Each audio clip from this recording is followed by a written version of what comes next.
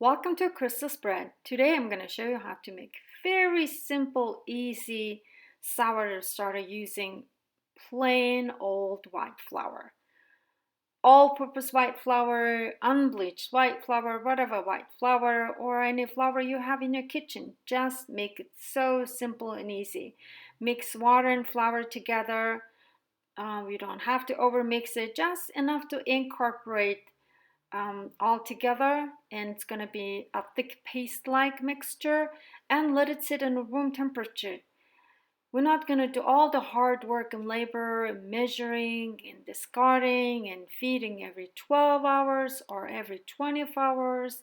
All those are gone. We're just going to let it sit and let nature take over. Day one, after 24 hours, you may not notice anything. And day two, you may notice a little bit bubble. And on the surface, on the side, it may smell funny, but that's okay. It's a part of the process. And day three, it's multiplying, definitely. Those bacteria eating those flowers. It's growing. And on the surface, you notice there's bubbles are more than before.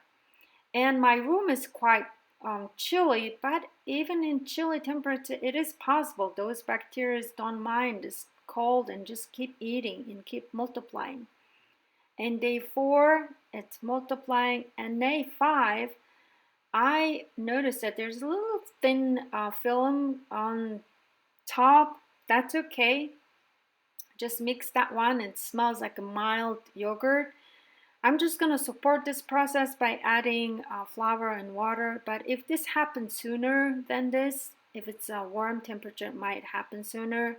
Then just support it, add water and flour. But if it's cold and it's not happening, taking its time, that's okay. You can wait another day or two.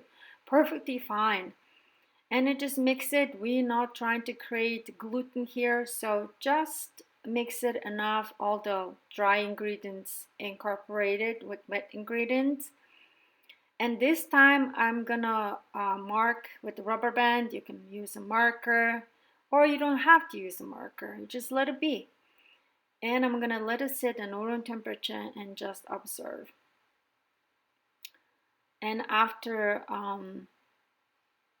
some time passed, this I noticed that it is not much happening, but a little tiny bit. But bubbles are definitely a sign there's bacteria growing inside of this mixture. And after 12 hours, it's a little above my marker that I put. And I noticed the smell is mild yogurt smell, and there's lots of bubbles. You may notice this, you may not. Just be patient, let it be. And day 7. Now I know that there's so many bubbles on the surface and nice glossy, and there's web formed. I'm going to support this process adding flour and water.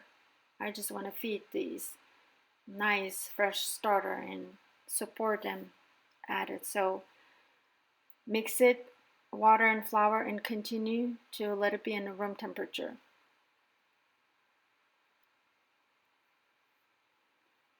It's getting thinner and thinner. If you notice, if I compare my regular starter, which is 50-50% whole grain and 50% white flour, it's a little thick, but this is 100% white flour, it's a little thin.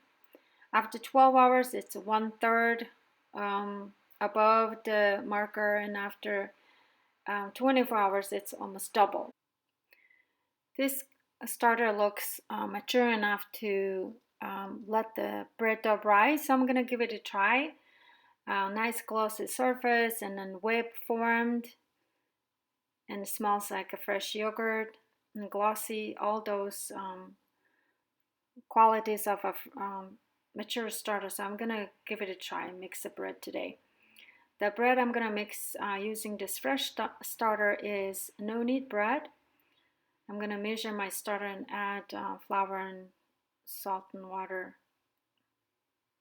And people do ask me, can you make whole grain bread using 100% white flour starter. Of course you can, that's why I'm gonna show it to you. And I'm gonna add a mixture of white flour and whole grain flour to this bread. This bread uses technique called stretch and fold, which I'm gonna show to you. I'm gonna make a post about this bread, which was coming up, so follow this recipe and make your no-knead bread. So I'm going to show you fold and stretch. Make sure wet your hand. Instead of kneading, we're going to just stretch and fold. So make sure wet your hand really well, otherwise it will stick to your hand. So we're going to stretch and fold.